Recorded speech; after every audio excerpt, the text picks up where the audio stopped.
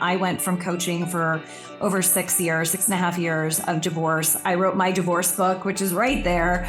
Yes. Divorce sucks, now what? And for me, it was the same thing. It's like, that is so not who I am anymore. And it's also, I wouldn't be here today had I not written that book, had I not gone through the experiences that I had been through.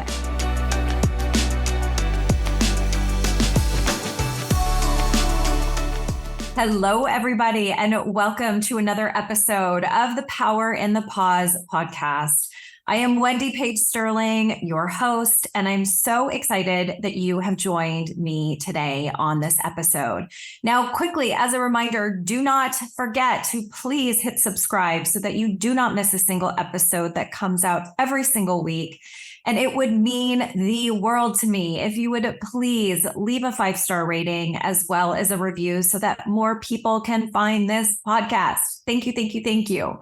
So without further ado, I am excited to introduce you all to my dear friend, Shaunna Lee. Hello, Shaunna. How are you today? Hello. I'm doing well. How are you? I'm so good. And I'm so excited that you are here today. And I'm really looking forward to our conversation about how to pause, pivot, and monetize your passion and purpose, something that I know you have been through before. And as you all will quickly learn in today's episode, it's something that Shaunna is also experiencing right now as well.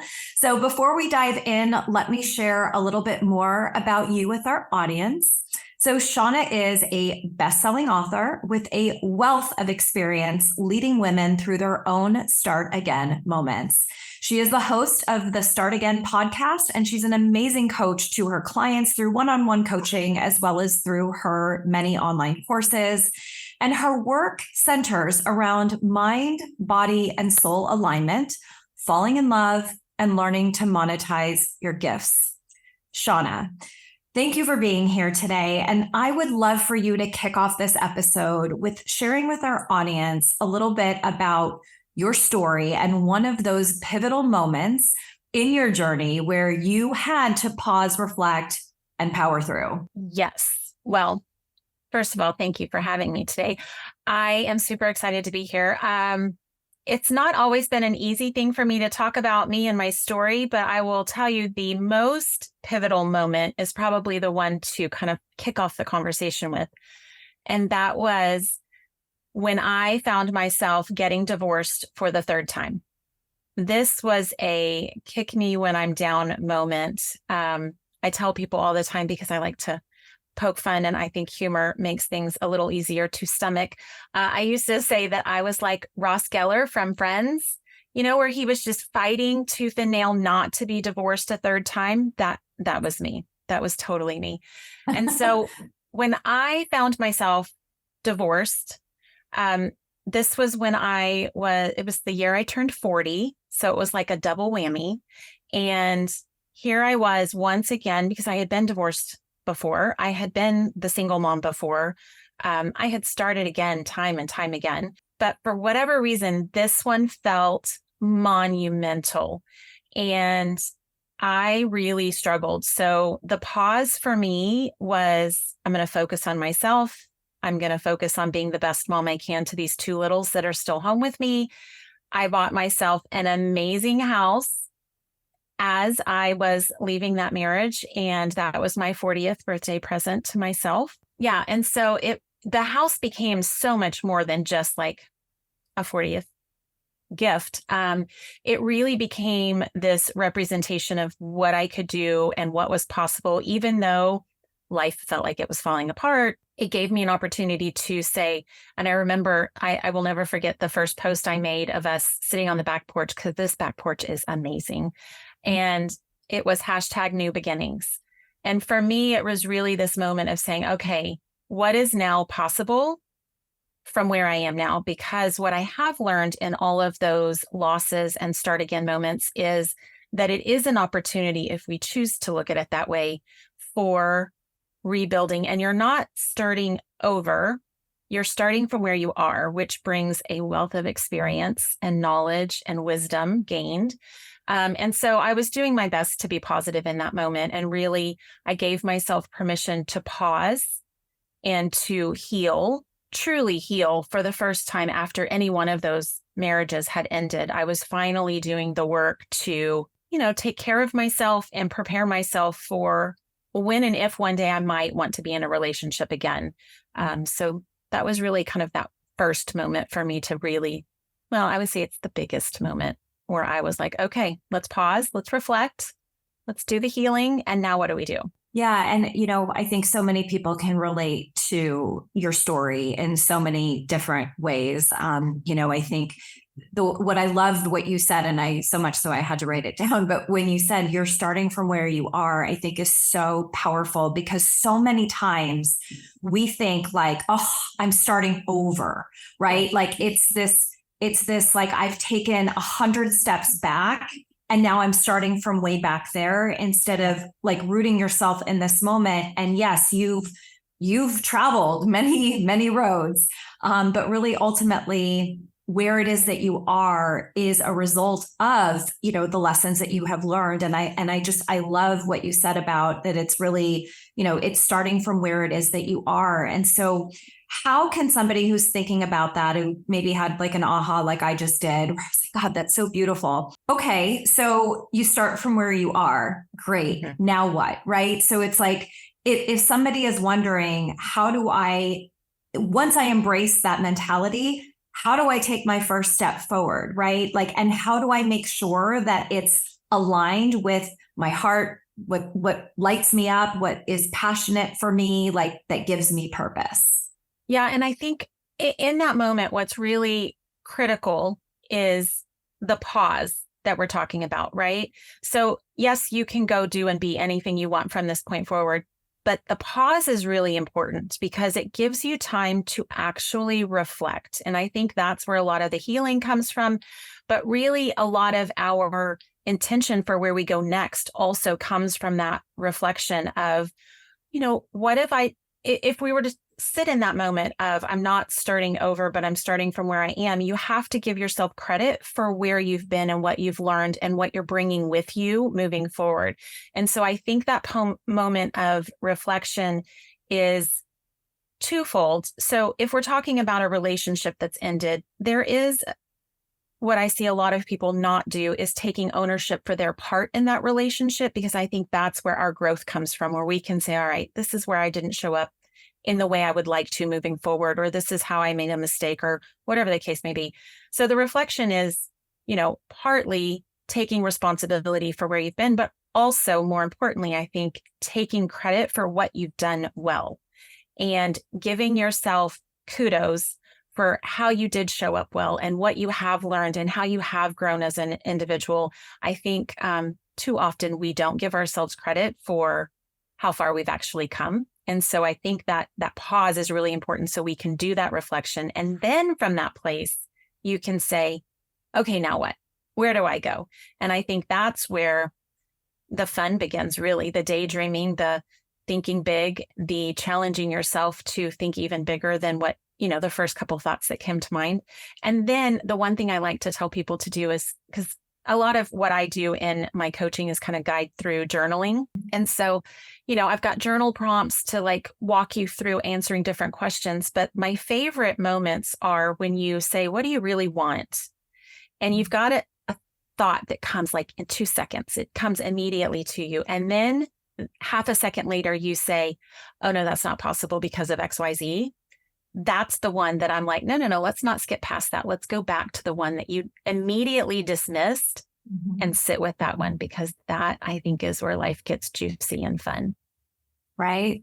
And I think that so many times people skip over that, right? Yep. Like, and to your point, needing, really allowing yourself to sit in that moment of pause to be able to really then evaluate like what is the right step. I think so many times we make decisions with our minds, right? That's what our ego starts stepping in and telling us, it should be the shoulds, right? It should be done this way. But it's really when you go inside and you reflect, it's really connecting, the way that I describe it is connecting deeper with your heart and really just acting from a place that feels less familiar to you, but yet over time will become very familiar. And it's really about retraining. So, when you went through your own shift, not just in, your family life, but then also with your business, I mean, how, I talk about it as being something heart-centered. I mean, how did you really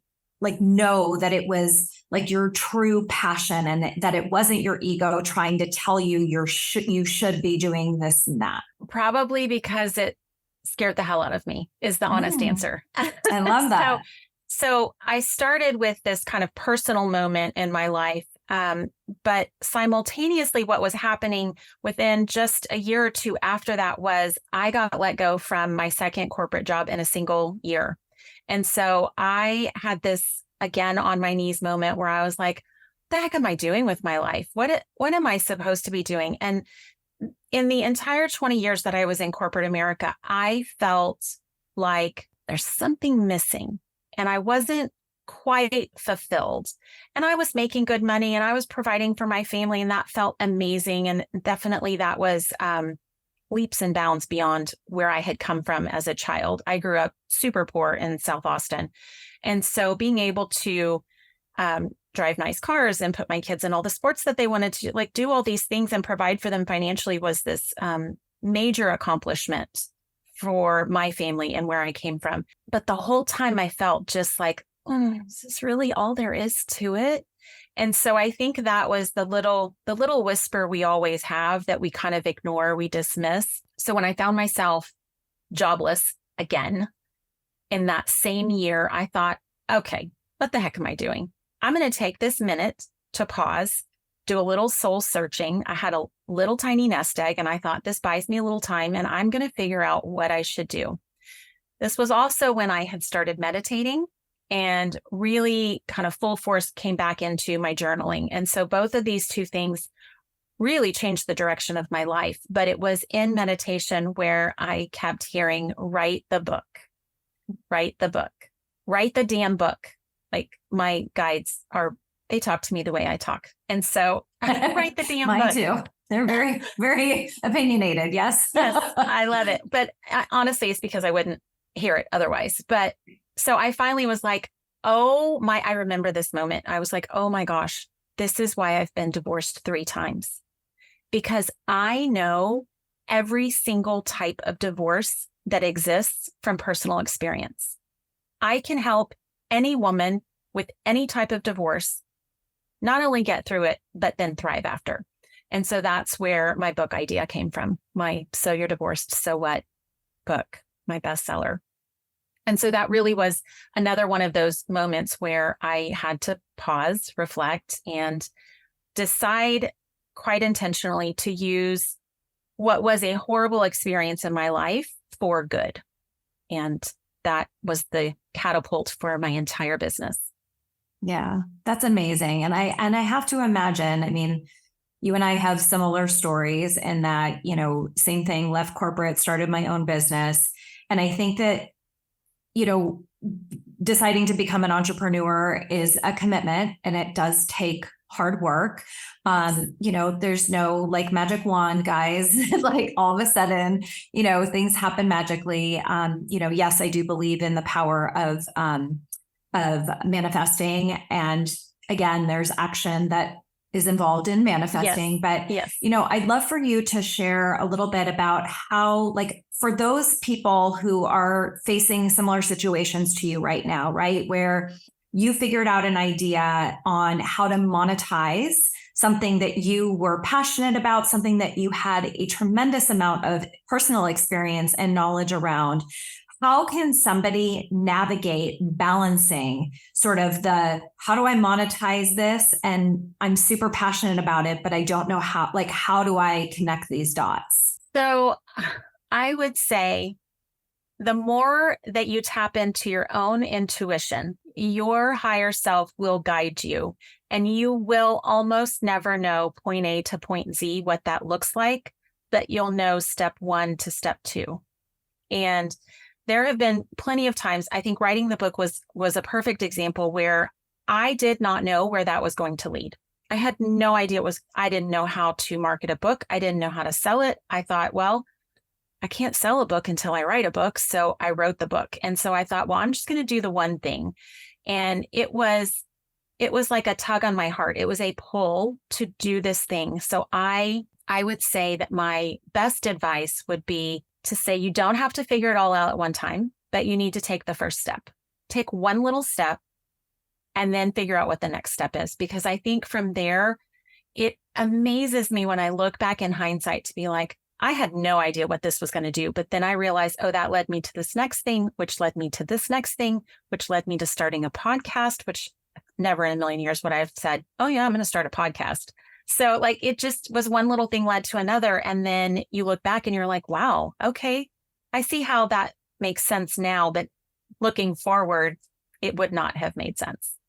No, and what I'm hearing you say is like you were really leaning in and you were trusting and you were surrendering and you had the courage to really take that step. And I love that you brought up, I mean, that's my whole new business, right? Is all about intuition. Like, how do you allow your intuition to let you lead yourself into this new path? And I think that, I think that what people don't understand is that there's a level of trust in a higher power that is a part of this process. So 100%. And I think our soul knows the best way to guide us, right? So we are guiding ourselves, and it takes practice. And so our soul knows how to be gentle or not gentle with us in the way that makes sense. And when we're not paying attention, that's when we get the like pop upside the head moments, which we've all had.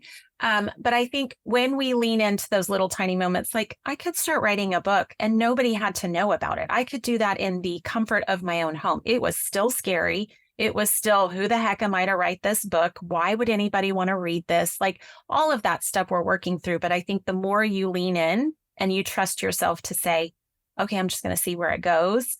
I think the openness is key, but also just trusting that, I mean, what's the worst that could happen? I write a book and no one reads it. Well, okay. I remember listening to Abraham Hicks one time, and they were talking to one of the people in the audience, and they said, well, I heard the message to write a book. And so I've written the book and nobody's buying it. And Abraham says, then write another book. And I thought, at first I was like, well, that's kind of rude. And then I was like, oh no, because the more you write, it's all practice. It's all leading us. It's all preparing us for what's next. So I think the trusting yourself to just let it be what it is and let it take you where it's going to take you, and know that it's all going to work out better than you could have planned on your own. And then you just see where it goes. And it's great. And as well, you bring something up that I think is important for us to also kind of name the white elephant in the room, which is really like, there are challenges and unexpected, I'll call them lessons versus mistakes that happen along the way. So can you shed some light on, it doesn't necessarily have to be what were those mistakes, but more like when that happened, how did you overcome and just keep yourself in the momentum of powering through? So I would say my book is again a good example, because we always get what we ask for. And what I first asked for was, this doesn't have to be a bestseller selling millions. I just want this book to give me credibility, is what I remember telling the universe. So what did I get? Exactly that. I've sold 100 copies. Like the average book only ever sells 500 copies. And so I would look at that as, well, that didn't work out moment if I'm just looking at the number of books I sold. But if I were to look at every bit of knowledge that I gained in the process of writing a book, publishing a book, learning how to market a book, so that I can then do better on the next book, which I'm currently writing, I'm like, that's not a loss by any means. Like, I sold 100 books. Okay, great. Now where are you going to go with the next one? So that whole like, we'll write another book moment, it's just great. I have it in the back of my mind every time. I'm like, well, that one didn't. But if I were to say, well, that one didn't sell a bunch of books, but it did exactly what I wanted it to do and exactly what I asked for it to do. So be specific. And ask for what you really want. Yeah. And I mean, and I'll even say to you, like as a reflection, you're like, who's going to buy this book? Well, 100 people bought your book. Yes. Right. So you went from like nobody thinking nobody would want your book exactly to having 100 people. 100 people, which is amazing. Right. Yeah. And, I think that we set these like really high expectations of ourselves. We get into so much self-judgment around, the results, right? We attach ourselves so tightly to the outcome that, I mean, don't get me wrong, dream big by all means. And yes, ask for, be very specific in what you ask for, because the universe will deliver exactly what it is. But remember, the universe doesn't know what more or enough means. Yes. Right. So I think that that's a really interesting point that you also bring up. And, and so what I'm curious to know from you is, having been through sort of that mindset shift and, being able to really see what those unexpected lessons were for you, how has that impacted your overall sense of fulfillment and just alignment with the purpose that you are seeking to have in this life? Honestly, that's the lesson I'm still learning. That's great. That's like being honest. Yeah. Like if I'm going to truly be authentic, that is where I still am, because I can do all the things I talked about, which is acknowledge what actually went well, own my responsibility, learn the lessons, the blah, blah, blah, blah, blah, right? I can do all those things, but I still am trying to shift my view towards more positive than critical. And my knee-jerk reaction is to criticize what didn't happen and only look at the results on paper. And I think honestly, a lot of that is just our society conditioning and spending 20 years in corporate America. Like I was results driven was one of my little skill sets, as like you did a good job as an employee, I was results driven. Well, yeah, that's great for a business, but it's not great for my mental well-being, because our results are not always monetary. They're not always black and white numbers. And so I'm still trying to shift and lean into the knowledge and wisdom that I bring. Like I am so not the same person that I was who wrote that book. And so being able to just sit in that moment and be her, who I am today and who I'm going towards, that's really the win. But recognizing that as the win is still my work. Yes. Well, and I think that, to your point, it's starting from where you are, and you're in a totally different place now than you were when you wrote that first book, right? Like, I mean, Shaunna, like you and I have such similar stories and paths. Yes. I mean, everybody tuning in, if you don't know this or not, I mean, I went from coaching for over 6.5 years of divorce. I wrote my divorce book, which is right there. Yes. Divorce sucks, now what? And for me, it was the same thing. It's like, that is so not who I am anymore. And it's also, I wouldn't be here today had I not written that book, had I not gone through the experiences that I had been through. And so, I can imagine that people tuning in are either saying, well, I have too many ideas, I have a lot of passions, or they're saying, I don't even know what my passion is.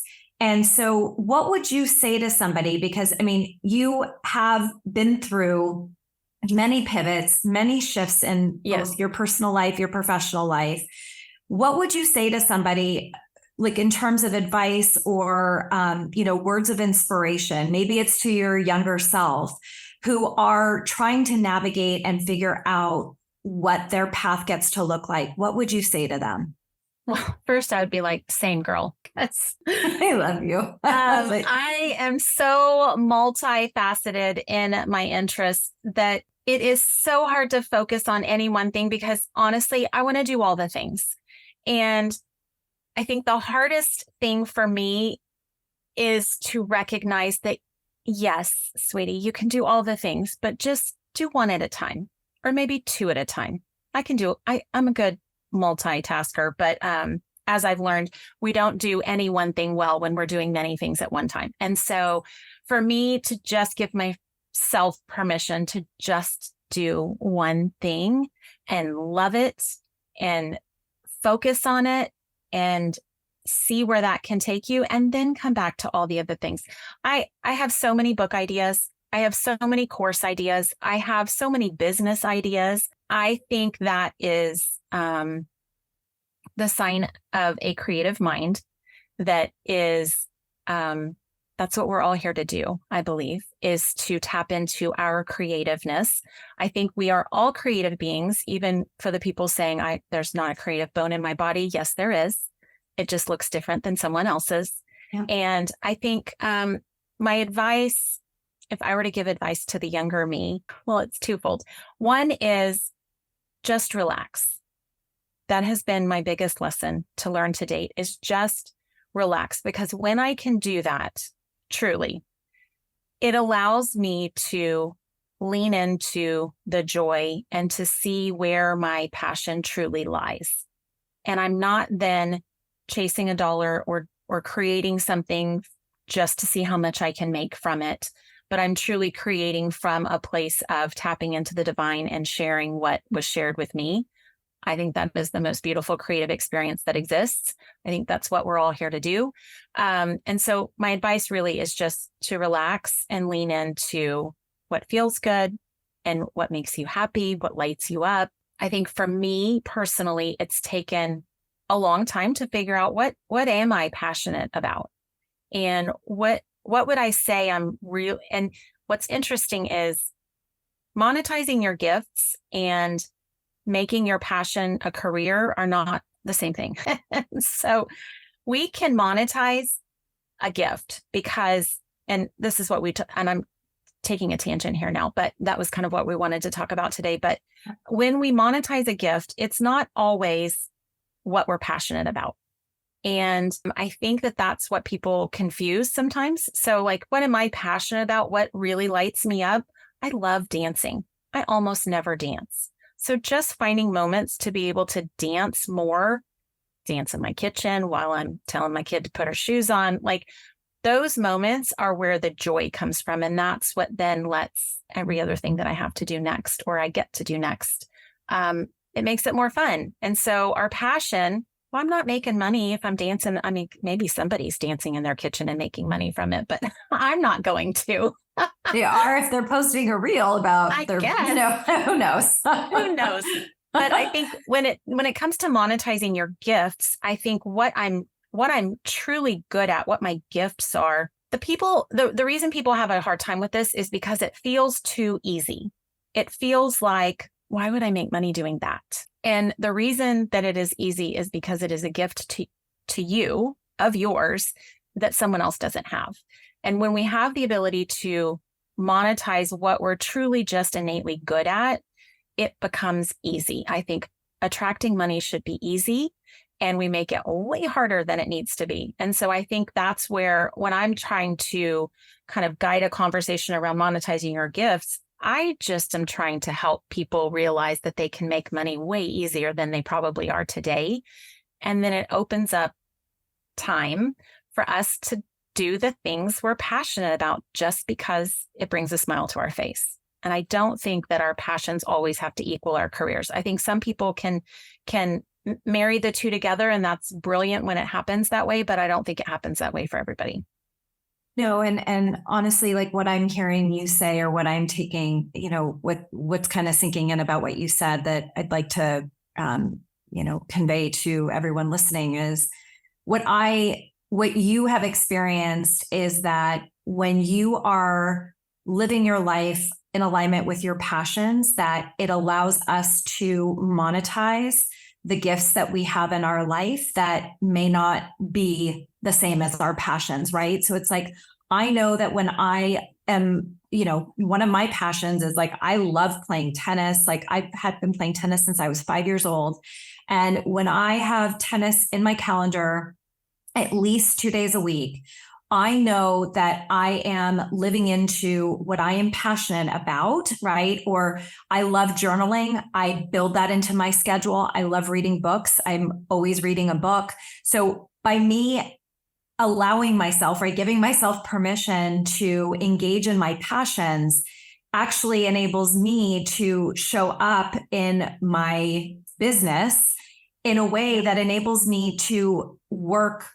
Like I always say, it's about working smarter, right? Not harder. So because I'm fulfilling myself and my heart, it's really enabling me to show up and to monetize the gifts that I know that I'm here to bring. But I agree with you. It's not always the same. Is that a fair synopsis of what I think the way you said it was much more eloquent, but yes, it's the same concept. No, but I think it's really important. I don't think a lot of again, I feel like there's so many people out there, posting reels and all this social media stuff, which, again, if you've been following me for a long time, I always say it is a freaking facade. People put out what they want you to see. And let me tell you, if you've 100%. Got somebody on there telling you monetize your passion and turn it around in 30 days, bullshit, bullshit, guys. I'm sorry, but this is the thing. It's when you allow yourself to dive head first into the things that really light you up, it makes everything else happen so easily. And the way that I say that is when you are being who it is that you are, being you. Yes. The doing is so much easier. And the doing is where the monetizing lives. And so instead of staying in the do and the monetize, you got to live in the land of the being, because then it's the flow. You're in the flow, right? The flow is a really great way to describe it, because, starting a business, running a business, owning your own business, good God, it's a lot of work. And it's really easy to get caught up in it is so hard. And I've got to do this and this and this and this, that I don't know about you, but I found myself in a situation where I wasn't reading for fun, and I was not having lunch with my girlfriends, and I was not meditating and journaling, and I wasn't doing the things that I knew truly let me be me and that felt amazing, because I had too much work to do. And all that does is make me a very crabby version of me, because I'm not doing what makes me happy. I'm not fulfilling my passion.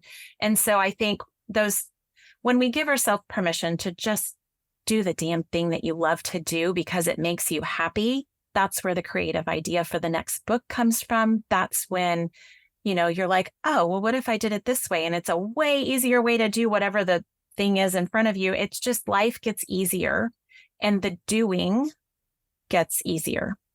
Yeah, I couldn't agree with you more. Mm-hmm. Shaunna, thank you for being here today. And thank you for sharing your wisdom and your experience with our audience today. And I want to make sure that everybody knows where to find you. So please share with our listeners where they can continue the conversation with you. Yes. Well, I keep it easy. I am simply Shaunna Lee on all the socials. I prefer to play on Instagram when I'm there, so you can find me there. And if you pop on over to my website, ShaunnaLee.com, under free stuff, I have lots of different freebies, whether you want to learn to meditate or you want to pop in some of those journal prompts that I talked about. I've got those downloads there for you. Amazing. Thank you for being here again. Thank you. I'm so grateful. Our paths crossed. And I enjoy our conversations, and thank you again. Everybody who is tuning in today, wow, what a powerful conversation that we had. I hope that you guys found some, if not a lot of wisdoms. I know I wrote down a couple of things even from today's episode that, Shaunna dropped she had some mic drop quotes today. And I hope that you guys got value from the podcast today, because as you know, each and every moment of every day is an opportunity to pause and to pivot and to reflect and to just empower yourself, think differently, be differently. It's all within reach. So thank you all so much for being here today. Don't forget to also follow me across social media, all my social media handles, including Facebook, Instagram, TikTok, Wendy Page Sterling. And don't forget to go down into the show notes. You can find all of Shaunna's information. And then you can also find additional information about me and my free course that I have that I'm offering up to everybody in terms of pivoting your path. So don't forget to check that out. Thank you all so much. Sending you so much love and light as always. Mwah. Bye, everybody.